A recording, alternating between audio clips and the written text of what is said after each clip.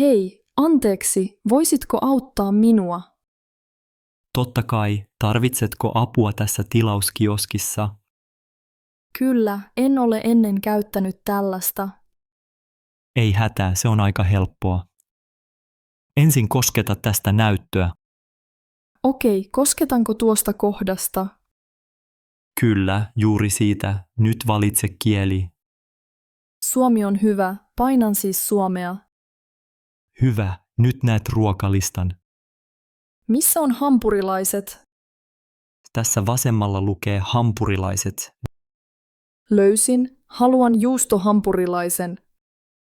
Napauta juustohampurilaista, lisää koriin. Valitsen juomankin, missä limut näkyvät. Ylhäällä lukee juomat, paina sitä. Aivan kiitos, otan kolan. Hyvä valinta, lisää myös se koriin. Haluaisin ranskalaiset perunat myös. Täällä oikealla lukee lisukkeet. Ranskalaiset löytyivät, korissa on nyt kaikki. Hienoa, nyt jatketaan kassalle. Pitäisikö tarkistaa tilaus vielä? Kyllä, se näkyy tässä ruudulla. Kaikki näyttää oikealta. Miten maksan? Paina siirry maksamaan. Millä voin maksaa täällä? Kortilla tai mobiililla. Käytätkö korttia? Kyllä, minulla on pankkikortti. Sitten vain aseta kortti maksupäätteeseen. Noin, maksu onnistui. Erinomaista, saat tilausnumeron kuitista. Kiitos paljon avusta, olet todella ystävällinen. Ei kestä, mukavaa ruokailua Salla. Kiitos Mikko, hyvää päivää sinullekin.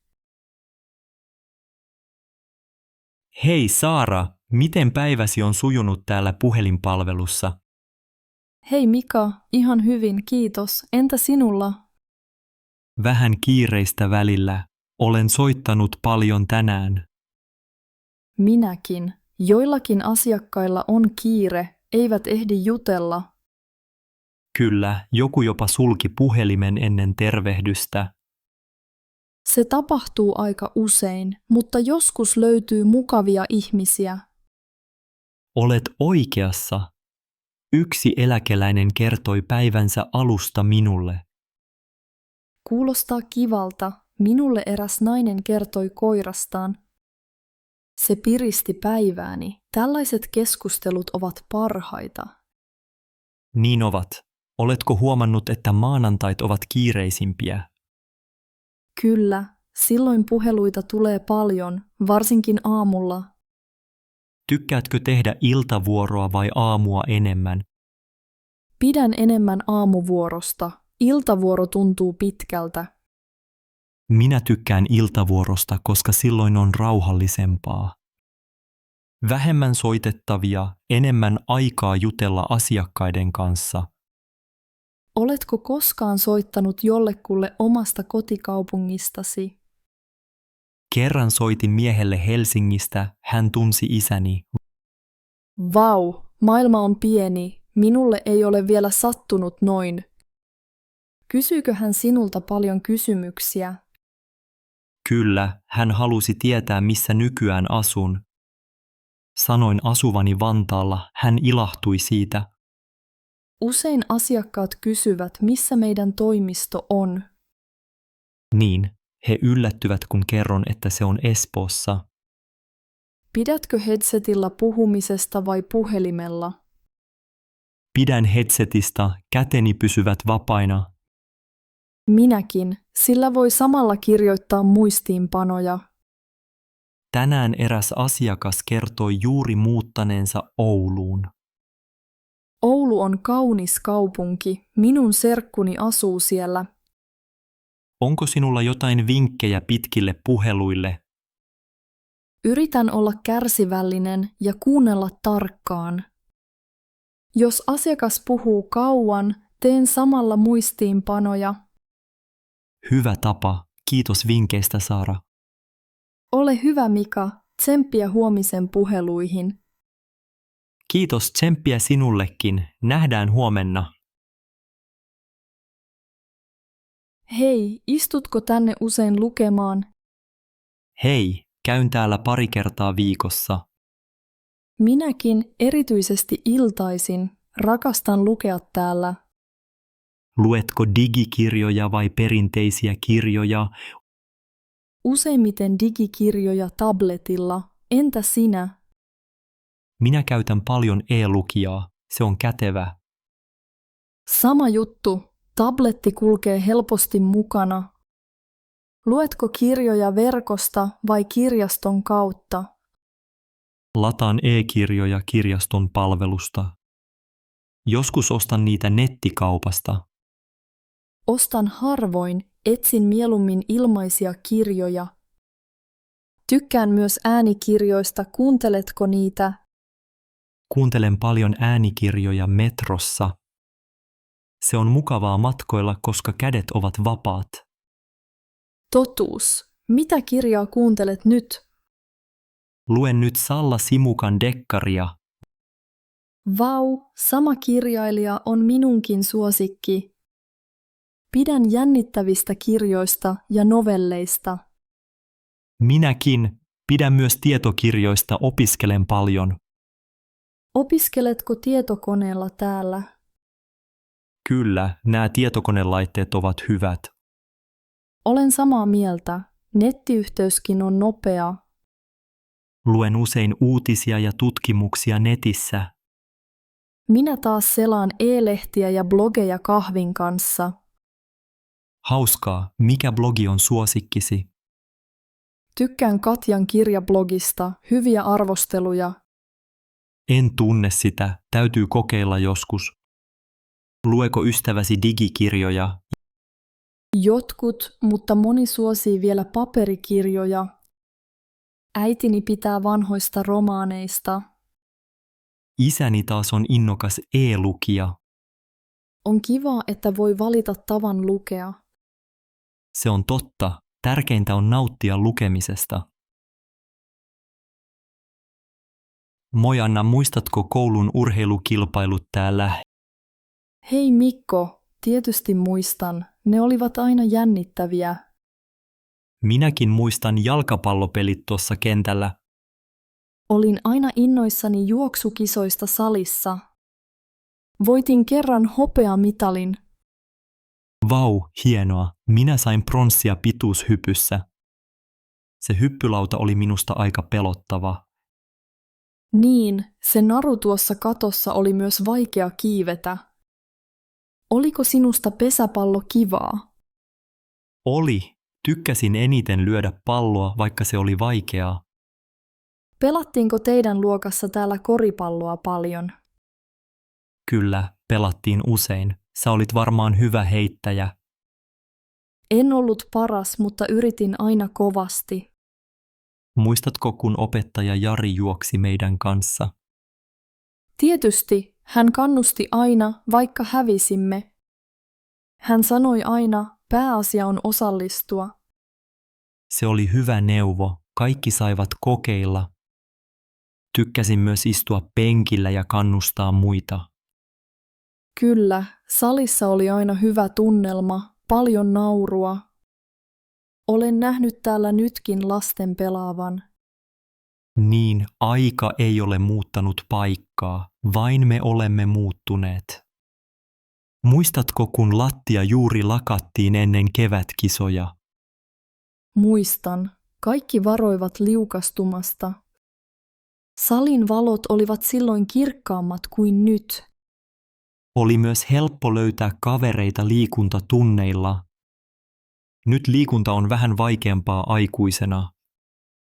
Niin on, mutta täällä olo tuo vanhat muistot mieleen. Ehkä meidän pitäisi joskus pelata ystävyysottelu. Se olisi hauskaa. Voimme kutsua vanhoja kavereita. Voittaja saa vaikka mitalin vai mitä? Sovittu, ja tärkeintä on nauttia yhdessäolosta. Hei Matti, oletko valmis vuosittaiseen arviointiin? Hei Anna, kyllä, vähän jännittää kuitenkin. Sama täällä. Mietin, miten esittelen saavutukseni. Ehkä kannattaa kirjoittaa ne ylös ennen. Se auttaa muistamaan kaiken tärkeän. Hyvä idea. Käytän muistilappuja omassa kansiossa. Mietitkö etukäteen kehityskohteita? Joo, yksi tavoite on parantaa tiimityötä. Minä haluaisin oppia lisää projektin hallinnasta. Projektit ovat haastavia, mutta palkitsevia. Aion kertoa, miten olen auttanut kollegoita.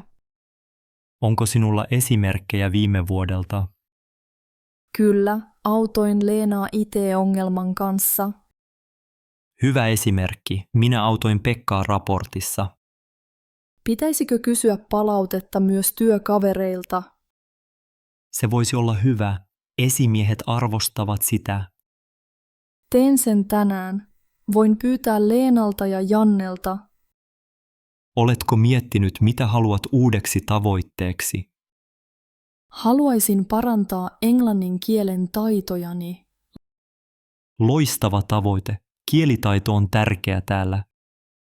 Mitkä asiat ovat sinulle tärkeimpiä arviossa? Haluaisin saada rakentavaa palautetta. Toivon, että esimies huomaa kehitykseni.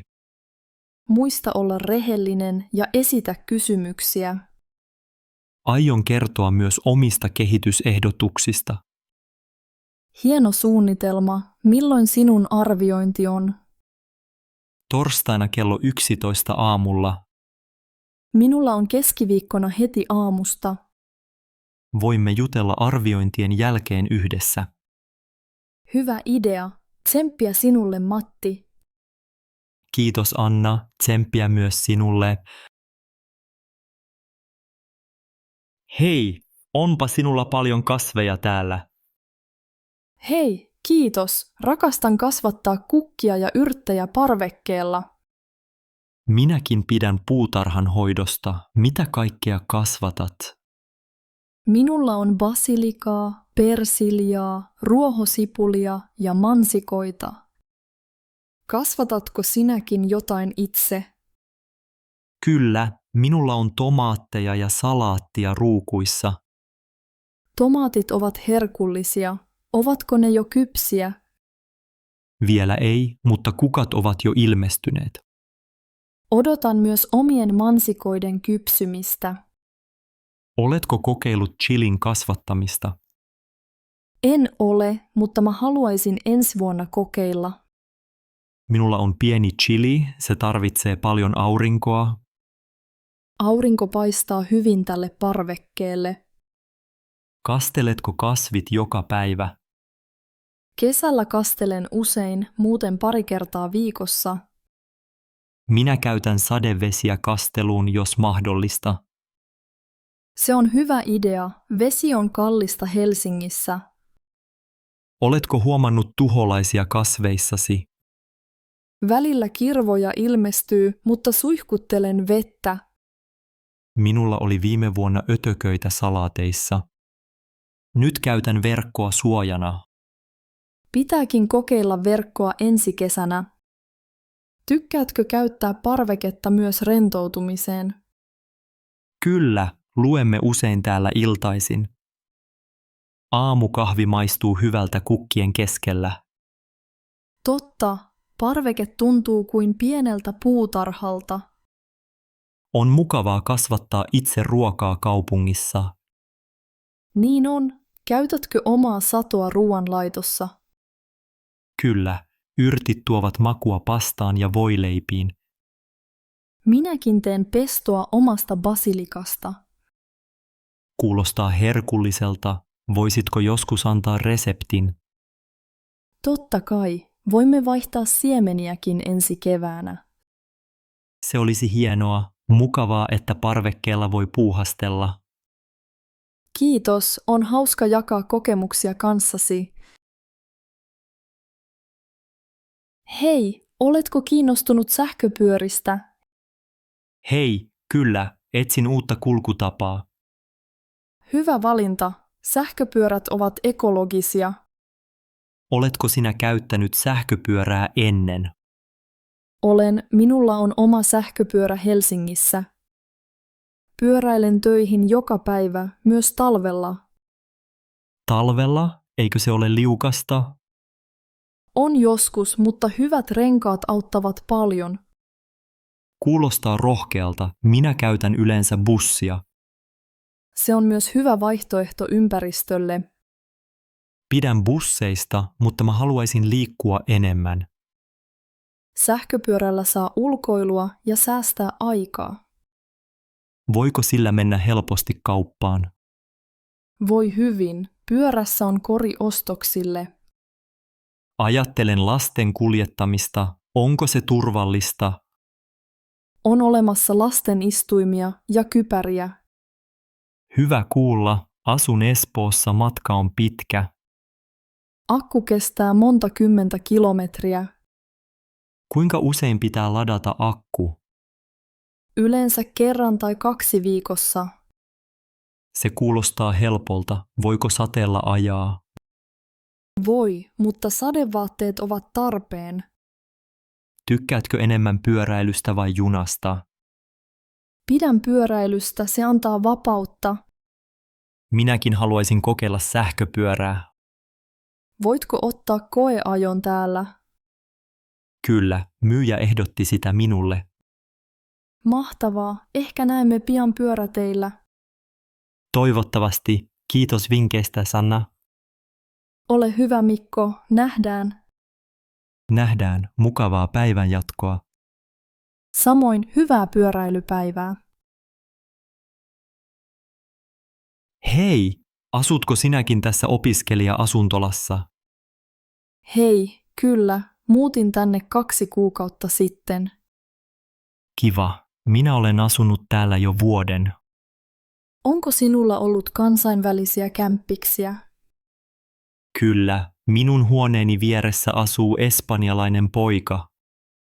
Hauskaa, minulla on italialainen ja saksalainen kämppis. Miten te tulette toimeen arjessa? Hyvin, puhumme usein englantia keittiössä. Meilläkin käytetään paljon englantia. Pidän siitä, kun kuulen eri kieliä kotona. Niin minäkin. Se tekee arjesta mielenkiintoista. Oletko oppinut uusia ruokia kämppiksiltäsi? Kyllä, espanjalainen teki kerran paellaa meille. Nam, kuulostaa hyvältä, me syömme usein pastaa. Onko jakanut paljon aikaa yhteisissä tiloissa? Joo, vietämme iltoja olohuoneessa yhdessä. Pelaamme lautapelejä ja katsomme elokuvia. Sama täällä. Telkkarissa näkyy monta eri kieltä. Opin uusia sanoja joka viikko. Onko koskaan ollut vaikeaa yhteiselämässä? Joskus keittiö jää sotkuiseksi. Mutta puhumme aina asiat läpi ystävällisesti. Se on hyvä tapa, meillä sama juttu. Kannattaa myös tehdä yhteiset säännöt. Olemme sopineet siivousvuoroista ja yhteisistä ostoksista. Joo, ruokien jakaminen auttaa paljon. Viime viikolla teimme yhdessä suomalaista ruokaa. Oho, mitä kokkasitte? Karjalanpaistia ja ruisleipää. Kämppikset tykkäsivät. Aivan mahtavaa, pitää joskus kokeilla. Haluatko liittyä seuraavan kerran kokkaamaan? Totta kai, se olisi mukavaa. Hienoa, laitan viestin WhatsApp-ryhmään. Hei, mukavaa tavata sinut täällä työpajassa. Moi, nimi on Jari, kiva tavata myös. Olen Anna, pidän kovasti ruoanlaitosta. Sama täällä, yritän oppia kokkaamaan terveellisemmin. Mitä olet kokeillut viime aikoina? Olen tehnyt kasviskeittoja ja salaatteja. Se kuulostaa hyvältä. Kasviksia on hyvä syödä paljon. Opettaja suositteli tänään kaurapuuroa aamiaiseksi. Minäkin pidän kaurapuurosta. Syötkö marjojen kanssa? Joo, laitan usein mustikoita ja mansikoita puuroon. Oletko kokeillut chia-siemeniä? En vielä, mutta kuulin, että ne ovat terveellisiä. Kyllä, ne antavat hyvin energiaa aamuun. Mitä muuta teet yleensä arkilounaaksi? Teen usein kanaa ja vihanneksia uunissa. Lisään oliiviöljyä ja yrttejä makua antamaan. Kuulostaa herkulliselta. Käytätkö myös valkosipulia? Kyllä, se tuo hyvän maun ruokaan. Pidätkö enemmän riisistä vai perunoista? Pidän riisistä, varsinkin ruskeasta riisistä. Minäkin. Se sopii hyvin lohen kanssa. Aiotko kokeilla jotakin uutta tänään täällä? Ajattelin tehdä vihersmoothien ensimmäistä kertaa. Hyvä idea. Sekoitanko pinaattia ja omenaa? Joo, ja ehkä vähän avokadoa myös. Terveellistä ja helppoa. Muistatko käyttää vettä? Kyllä, laitoin jo lasillisen vettä valmiiksi. Oletko koskaan osallistunut tällaiseen työpajaan ennen? En ole, tämä on ensimmäinen kertani. Minäkin olen oppinut jo paljon tänään. Minusta täällä on rento ja mukava tunnelma. Niinpä, on mukavaa oppia yhdessä ja jakaa vinkkejä. Toivottavasti kokkaamme joskus yhdessä uudelleen. Ehdottomasti hauskaa kokkauspäivää sinulle, Jari. Hei, mukava tavata sinut täällä messuilla. Hei, onpa iloinen yllätys, että törmättiin täällä. Oletko etsimässä uutta työtä? Kyllä, suunnittelen alan vaihtoa. Entä sinä? Sama täällä. Minä olen aiemmin ollut opettaja. Nyt haluaisin kokeilla jotakin ihan muuta. Mielenkiintoista. Minä olen ollut sairaanhoitaja. Haluaisin nyt työskennellä IT-alalla. IT-ala on varmasti hyvä valinta. Miksi se kiinnostaa? Pidän tietokoneista ja haluan uusia haasteita. Ootko opiskellut IT-alaa jossain? Olen käynyt kurssin Helsingin kansalaisopistossa. Otan vielä lisää verkkokursseja tänä vuonna. Kuulostaa suunnitelmalliselta. Onnea matkaan.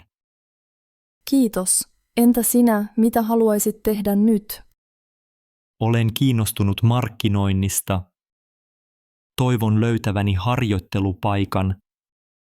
Oletko jo puhunut yrityksille täällä? Kyllä, juttelin 2 firman kanssa. He pyysivät lähettämään CV:n sähköpostilla. Hienoa, minäkin laitan pian hakemuksia. Mitä muuta olet ajatellut tulevaisuudesta? Haluan oppia lisää viestinnästä ja digitaidoista. Minä aion opiskella lisää ohjelmointia. Salossa on myös hyvä kurssi ensi syksynä. Kiitos vinkistä, pitää tarkistaa se. Oletko muuten asunut pitkään Helsingissä? Olen nyt 3. vuotta, viihdyn hyvin. Täällä on paljon mahdollisuuksia kehittää itseä. Sama täällä, Helsinki tarjoaa paljon koulutusta. Ehkä joskus olemme työkavereina IT-alalla. Kuka tietää, toivotaan näin. Onnea työnhakuun. Kiitos samoin sinulle, nähdään taas joskus.